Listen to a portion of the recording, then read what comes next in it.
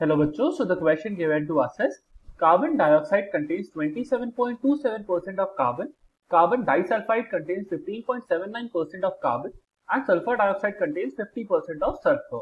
Are these figure in agreement with law of reciprocal proportion? तो इस question का जो की कॉन्सेप्ट है जिससे हम इस क्वेश्चन को सॉल्व करेंगे वो है लॉ ऑफ रेसिप्रोकल प्रोपोर्शन। तो इसको लिख लेते हैं, लॉ ऑफ रेसिप्रोकल प्रोपोर्शन। ठीक है, तो क्वेश्चन को हम लोग शुरू करते हैं यहाँ। तो according to law of reciprocal proportions क्या होता है कि अगर हमारे पास दो एलिमेंट हैं, ठीक है, if we have two elements and they combine separately, ठीक है, एंड दे कंबाइन सेपरेटली, ठीक है, combine separately with a fixed mass of third element, ठीक है, with a fixed mass of third element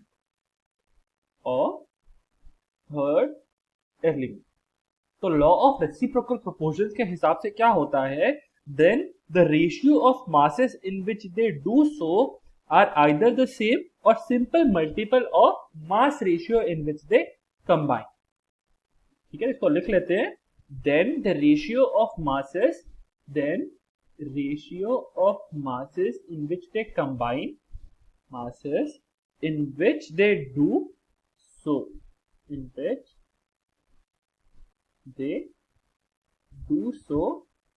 are either same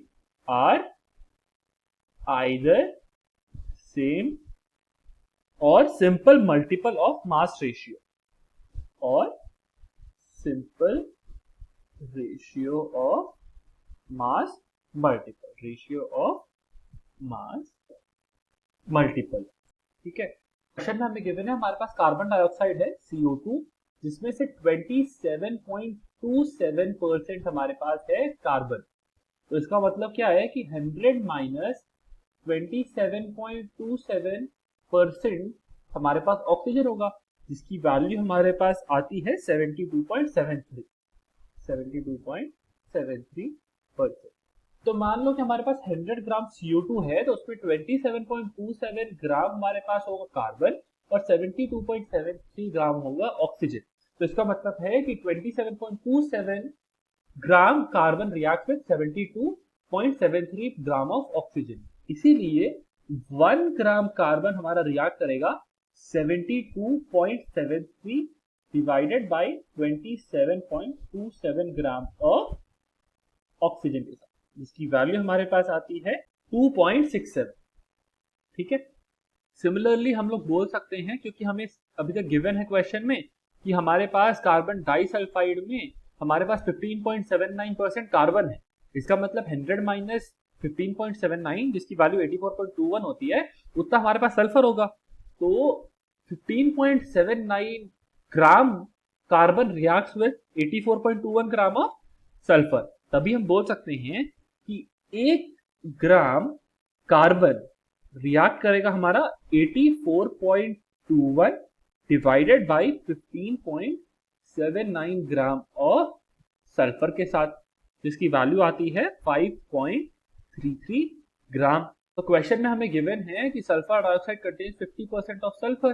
तो अगर sulphur dioxide में हमारे पास 50% सल्फर है, इसका मतलब क्या है, हमारे पास 50% ऑक्सीजन भी होगा, 50% ऑक्सीजन भी होगा। ठीक है, तो 50 gram of sulphur reacts with 50 gram of oxygen, मतलब ratio of sulphur by ratio of oxygen जो रिएक्ट करते हैं वो 1:1 होगा।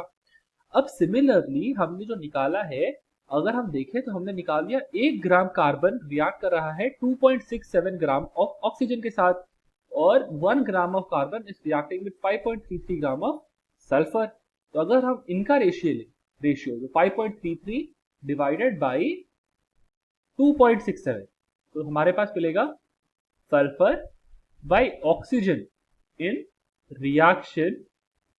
ठीक है, इन रिएक्शन, तो ये हमारा एक रिएक्शन है, इस मान लो ये है रिएक्शन नंबर 2 और ये है हमारा रिएक्शन नंबर 1। ठीक है, तो ऑक्सीजन वाला जो हमें मिल रहा है वो हमें मिल रहा है रिएक्शन नंबर 1 में, और ये है हमारा रिएक्शन नंबर 2। तो ये आ जाएगा हमारे पास 5.33 डिवाइडेड बाई, हमारे पास इधर आया था 2.67, 2.67 इसकी वैल्यू आती है 2:1।